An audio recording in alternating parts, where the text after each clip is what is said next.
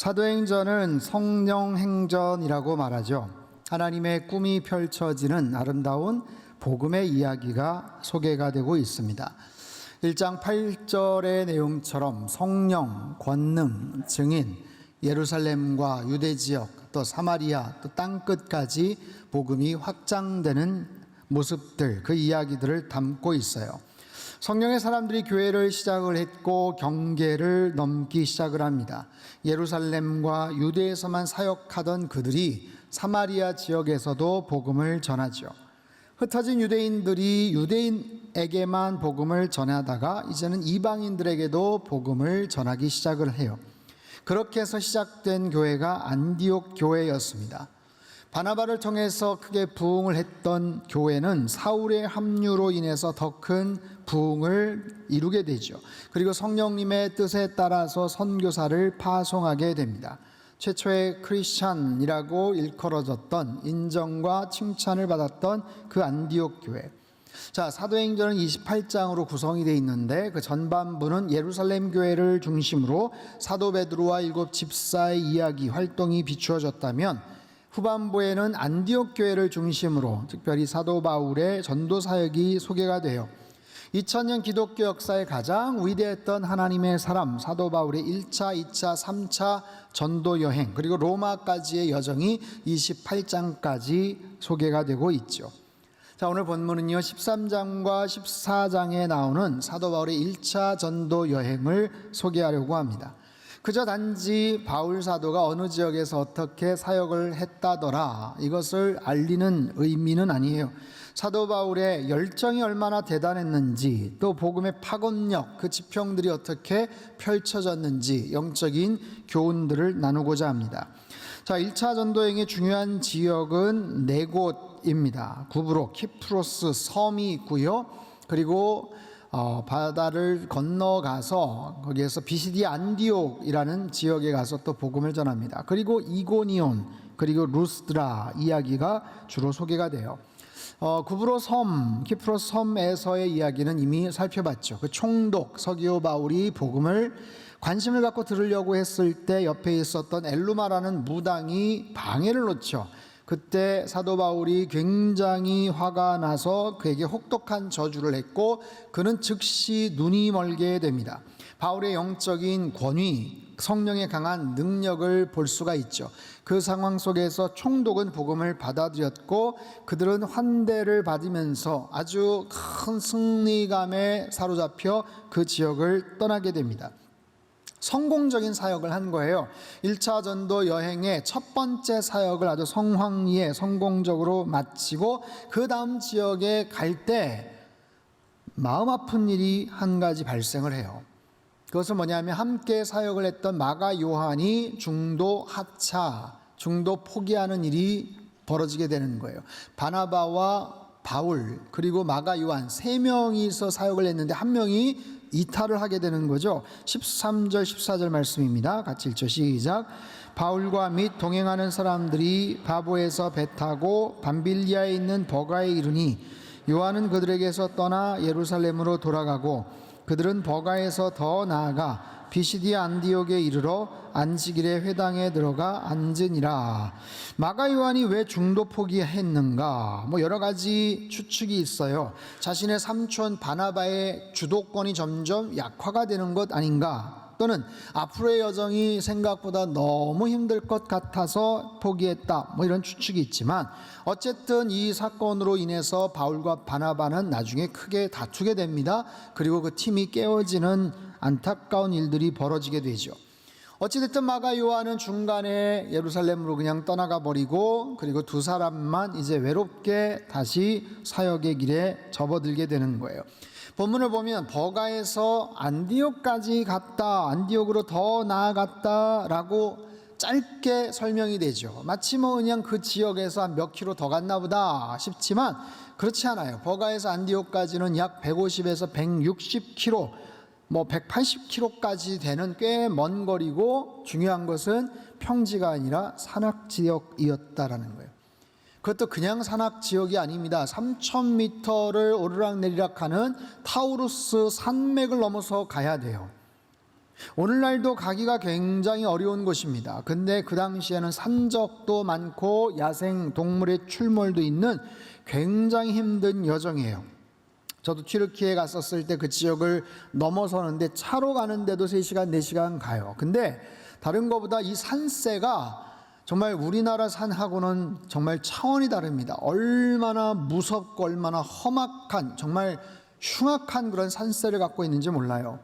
어쨌든 그렇게 해서 그 비시디아 안디옥이라는 곳에 가는데, 이곳은 평원이고 갈라디아 지역의 정치 군사적 중심지입니다. 바울 일행은 그곳에 가서 안식일에 회당에 들어가서 복음을 전합니다.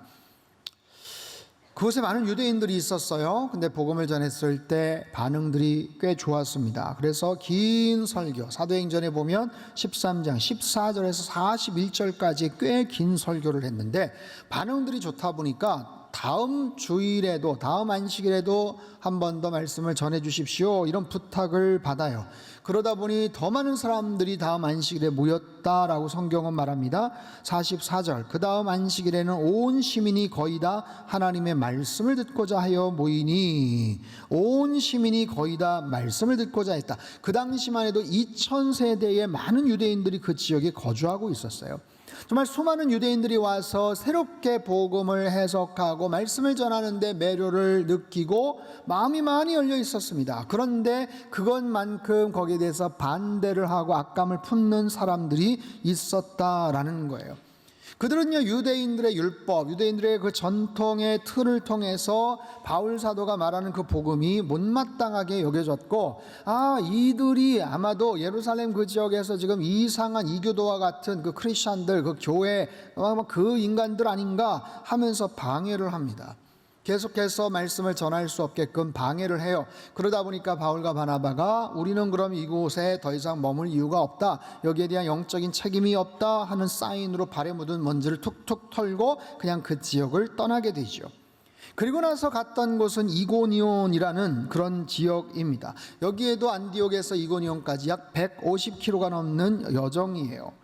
여기도 마찬가지예요. 유대인의 회당에 들어가서 복음을 전합니다. 그러자 유대와 헬라의 허다한 무리가 믿었다라고 성경은 말해요. 14장 1절 2절 같이 읽죠. 시작. 이에 이고니온에서 두 사도가 함께 회당에 들어가 말하니 유대와 헬라의 허다한 무리가 믿더라. 그러나 순종하지 아니하는 유대인들이 이방인들의 마음을 선동하여 형제들에게 악감을 품게 하거늘. 자, 허다하다라는 것은 great number, 굉장히 많은 수의 사람들이 복음을 받아들였다라는 거예요. 그런데 누가 대적을 합니까? 역시 순종하지 아니하는 유대인들이 못마땅하게 생각하고 선동을 하고 사람들에게 악감을 품게 하고 복음을 듣지 못하게 방해를 하는 거예요. 그 결과로 5절에서 7절 말씀 같이 읽죠. 시작. 이방인과 유대인과 그 관리들이 두 사도를 모욕하며 돌로 치려고 달려드니 그들이 알고 도망하여 루가오니아의 두 성 루스드라와 더베와 그 근방으로 가서 거기서 복음을 전하니라. 그냥 반대를 하고 그냥 방해를 하는 것이 아니라 사람들을 혼동해서 돌로 치려고 달려들었다. 그래서 가까스로 도망을 갑니다.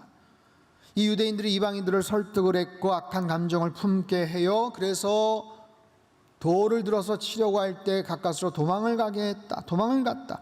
여러분 보십시오. 그 구브로 섬에서 엘루마에게 저주를 냈었을 때 그냥 눈이 멀어버리지 않습니까?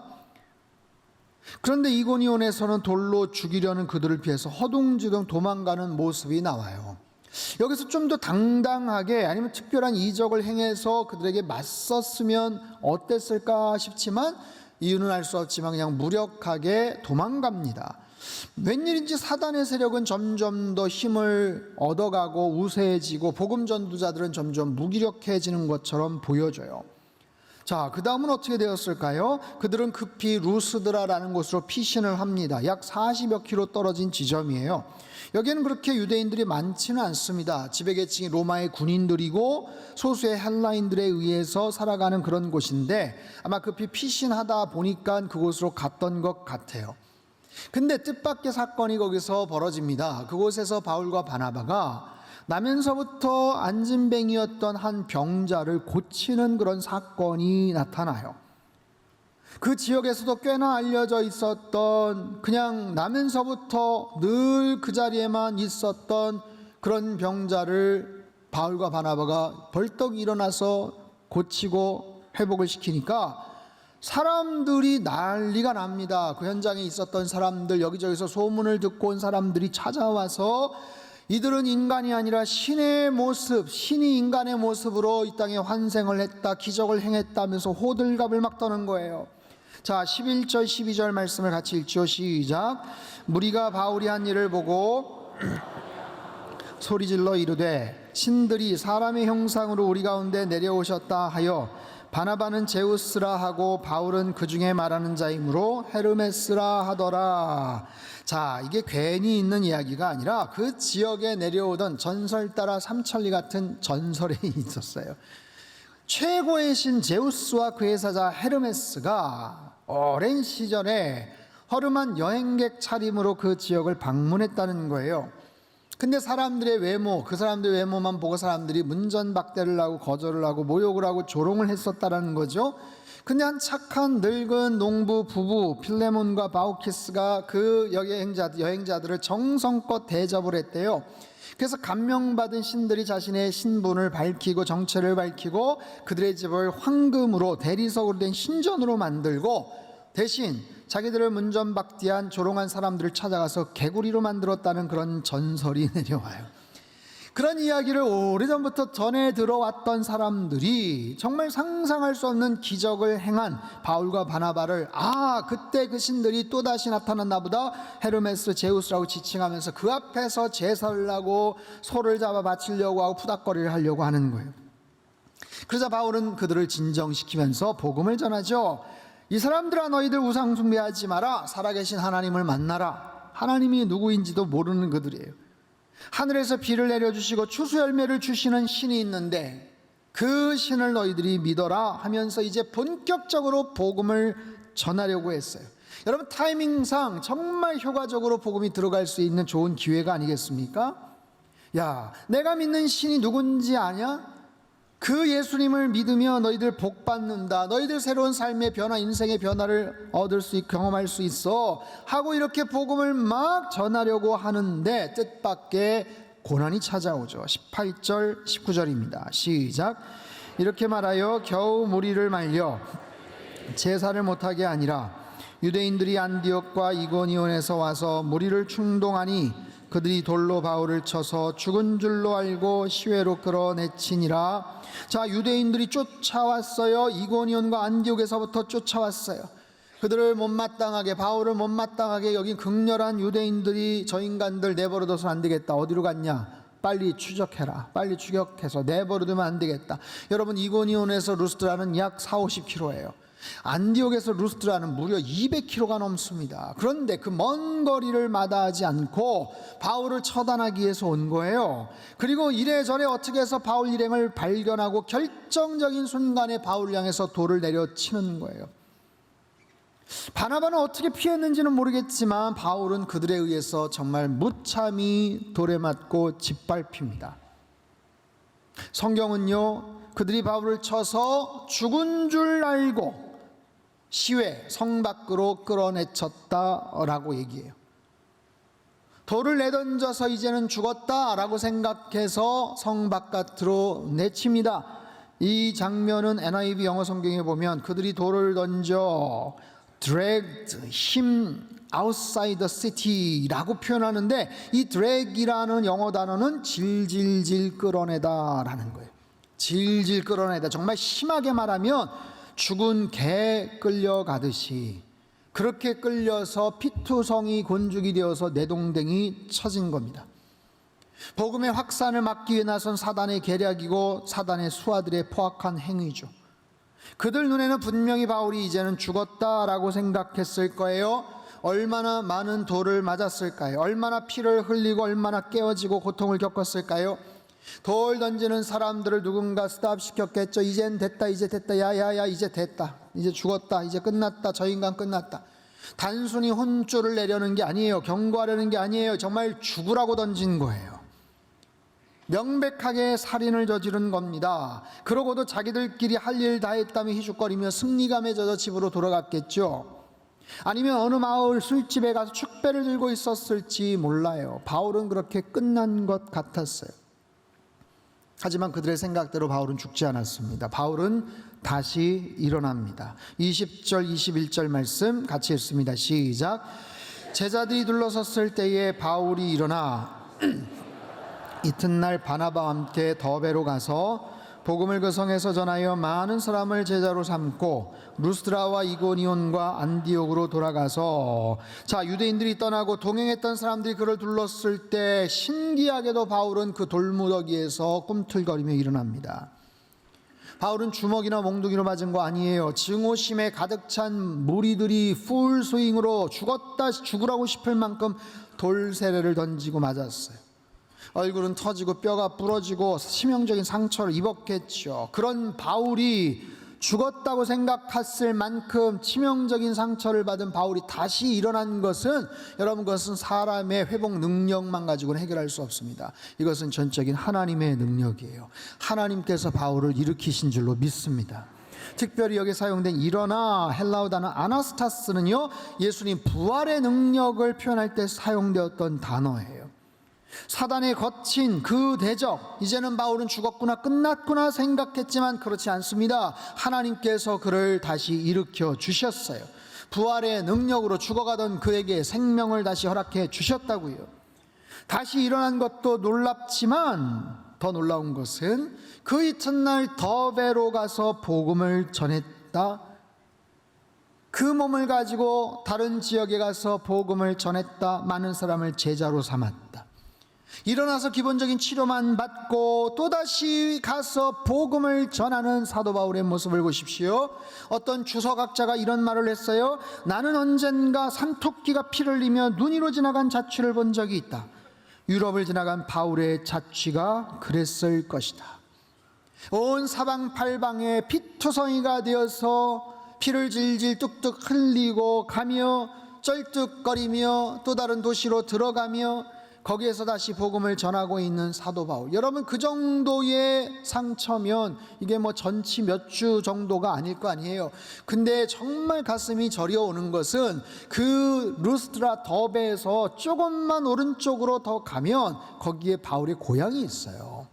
사도 바울 다소스라는 고향이 나온다고요. 여러분, 사람이 심리적으로 그렇다면 그 정도 상황이 되면 고향에 가서 몸 풀고 거기에 가족들에게 위로받고 그러고 싶지 않겠습니까? 그런데 바울이 그렇지 않아요. 다시 루스드라로 갑니다. 다시 이고니온으로 갑니다. 다시 피시디아 안디옥으로 갑니다. 왜요? 자기에게 돌 던진 사람들에게 복수하려고 갑니까? 내가 돌 맞으면서도 기억해 봤어. 내가 그 인간들 얼굴 분명히 기억해. 어딨나 보자. 그러려고 간 것 아니고, 복음을 전해서 반응을 했던 사람들, 그 사람들의 마음을 굳게 하려고 했다라는 거예요. 여러분, 그곳에 가서 살아난 것을 목격한 그 사람들이 어쩌면 또다시 바울을 죽이려고 할지도 모르는데 그 성에 기어코 또다시 들어가더라고요. 만일 피투성이 상처투성의 바울을 그 유대인들이 보았다면 섬뜩한 감정을 느꼈겠죠. 돌무더기 속에서 걸어나오는 바울을 보면, 또한 그 상태로 복음을 전하는 그의 장면을 목격하면 기절할 만큼 충격을 받았을 겁니다. 바울 사도가 왜 그렇게 위대한가? 사도 바울의 열정, 복음에 대한 능력, 수없이 많은 13편의 서신서를 통해서도 많이 나오지만, 여러분, 이 장면은 깊이 묵상해 볼 때 바울의 바울됨에 그 열정, 식지 않은 그 영적인 에너지. 그래서 오늘 설교의 제목을 사도 바울 세 개의 심장을 가진 전도자로 잡았어요. 세 개의 심장을 가질 수가 있겠습니까? 이것은 하나의 상징이죠. 지치지 않는 열정, 포기하지 않는 근성을 말합니다. 한때 박지성 선수가 열심히 운동할 때 2개의 심장, 3개의 폐를 가졌다, 이런 이야기들을 했었죠. 그만큼 포기하지 않는, 지치지 않는 열정으로 자기 역할 감당한다, 이런 칭찬이었어요. 열정이 식어지고 굳어져 버린 모습으로 살지 마십시오. 특별히 예배에 대한 감정이 식어지고 모든 것이 그저 심드렁한 그런 모습으로 하나님 앞에 나온다면 여러분, 그러시면 안 돼요. 최선을 다해서 열정적으로 찬양하시고 말씀 앞에 적극적으로 반응하십시오. 예배는 반응입니다. 반응이에요. 하나님을 향한 뜨거운 반응입니다. 따라해 볼까요? 예배는 하나님을 향한 뜨거운 반응입니다. 아멘.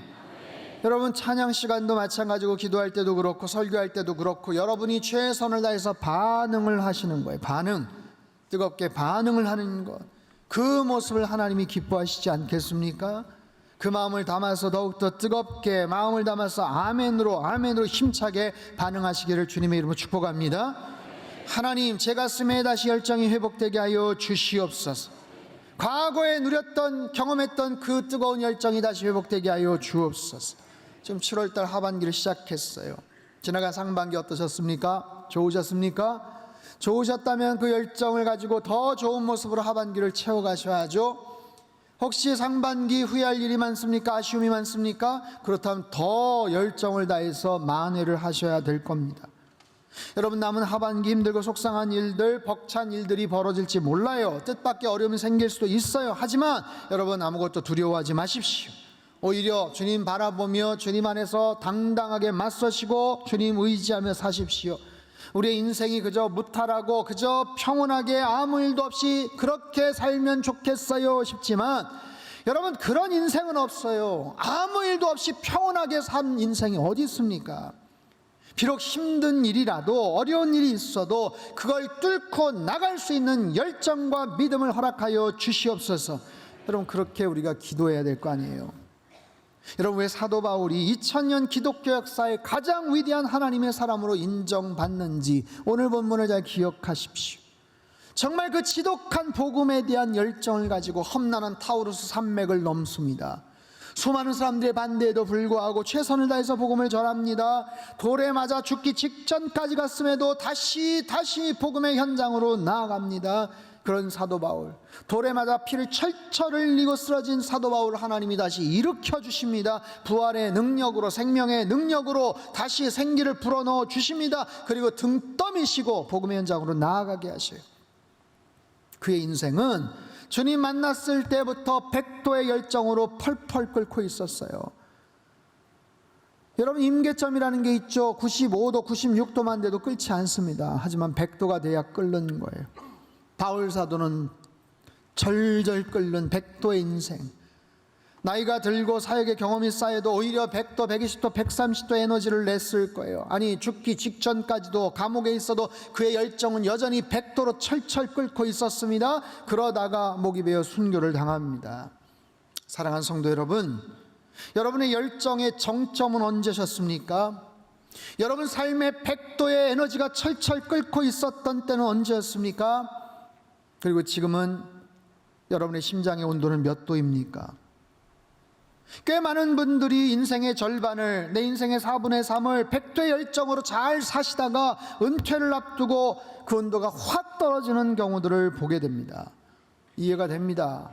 현실적인 건강의 문제도 있고요, 사역에 줄어든 여러 가지 기회들, 위축되고 움츠러든 사회관계 등으로 인해서 그 열정이 식을 수밖에 없는, 이해가 돼요. 인정을 해요. 하지만 한 가지 질문을 드릴게요. 그렇게 식어져 버린 내 삶 속에서 혹시 주님을 향한 나의 사랑도 같이 식어버리지는 않았는지, 과거에 그렇게 열심히 했었던, 마치 무용담을 얘기했던 것처럼 막 그런 열심과 헌신과 사역의 열정도 혹시 사라져버리지는 않았는지, 은퇴하고 나면 이제 기도 순서도 없게 굳이 기도 생활 할 거 있겠어, 말씀 읽는 생활도 열정도 사라지지는 않는지, 여러분, 나름 열정을 가지고 살다가, 지금까지 나름 열정을 가지고 살다가 어느 순간부터 마치 팽팽한 뭔가 주율이 팍 끊어진 것처럼 어느 순간은 아무런 흥미도 관심도 열정도 열심도 잃어버린 채 그저 무뎌지고 익숙해져 버린 채 남은 인생의 시간들 그저 하루하루 하염없이 채워가고 있지는 않는지.